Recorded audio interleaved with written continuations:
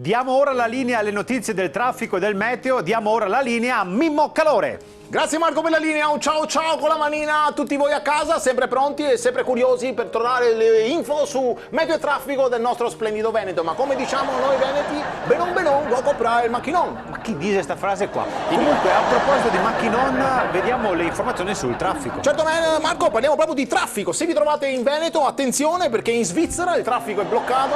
C'è un gruppo di Papa Boys facinorosi che ha bloccato tutto il traffico al grido Losanna e Losanna. Per piacere, cioè, ripercussioni pare anche a Cattolica. Guarda, questo immaginavo. Bravo, me l'ero che già immaginato. Inizi a pensare e a ragionare proprio come me. Sì, pensare e ragionare però non sono proprio i verbi che io avrei usato. Comunque andiamo avanti. Grazie Marco, se vi trovate sulla Transpolesana, permettetemi di salutarla, la Transpolesana, ciao, ci vediamo questa sera, ma torniamo alla strada.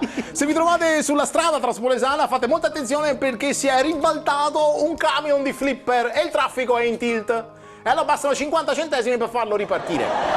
Traffico o il flipper? Bravo Marco, 100 di questi giorni. Cioè, moro da fra 3 mesi praticamente. Bravo Marco, ma prima di salutarci ricordiamo purtroppo la prossima settimana tornerà il caldo con addirittura anche picchi a 40 gradi e soffriremo tutti tantissimo, ma soprattutto loro.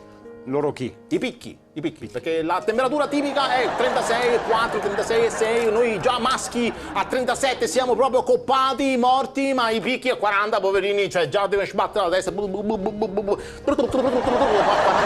con la febbre. E allora, come diciamo noi veneti, davanti al prete, al dottore e al capiteo, cavate sempre il capeo. Ciao ciao con la manina e con la testina. Ciao con la manina. E con la testina. Senti che moi te picchi o anche me?